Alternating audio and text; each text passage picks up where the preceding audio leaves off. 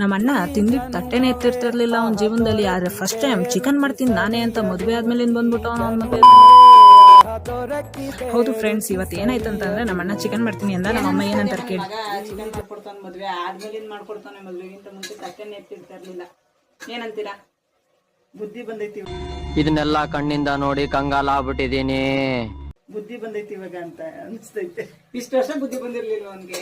ಅಣ್ಣ ನನ್ನ ಕೈಯಲ್ಲಿ ಆಯ್ತಾ? ಕೊನೆಗೆ ನಮ್ಮ ಅಮ್ಮನೇ ಬರ್ಬೇಕಾಯ್ತು ಆ ಒಗ್ಗರಣೆಗೆ ಹೆಲ್ಪ್ ಮಾಡ್ಕೊಡಕ್ಕೆ ಅಂತ ನಮ್ಮ ಅಣ್ಣಂಗೋಸ್ಕರ. ಯಾಕಂದ್ರೆ ನಮ್ಮ ಅಣ್ಣ ಮಾಡ್ತಾ ಇದ್ದಿದ್ದು ಒಗ್ಗರಣೆ ಹಂಗಿತ್ತು.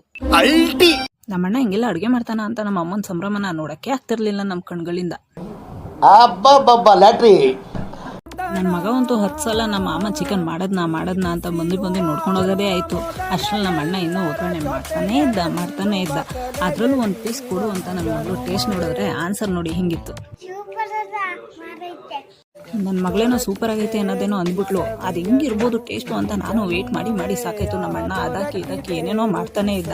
ಅದಾದ್ಮೇಲೆ ಮಸಾಲೆನೂ ಹಾಕೇನೋ ರೆಡಿ ಮಾಡ್ದ. ಅದಾದ್ಮೇಲೆ ನಾನೇ ಯಾಕೆ ಸುಮ್ಮನೆ ಇರಬೇಕು ಅಂತ ಅಂದ್ಬಿಟ್ಟು ನಮ್ಮ ಮನೆಯವ್ರಿಗೊಂದು ವಿಡಿಯೋ ಕಾಲ್ ಮಾಡಿಬಿಟ್ಟು ಹಾಗೆ ಬಾಯಲ್ಲಿ ಒಂಚೂರು ನೀರು ಸುರ್ಸೋಣ ಅಂತ ಅಂದ್ಬಿಟ್ಟು ವಿಡಿಯೋ ಕಾಲ್ ಮಾಡಿ ತೋರಿಸ್ದೆ. ಅವ್ರೇನಂದ್ರು ನೋಡಿ,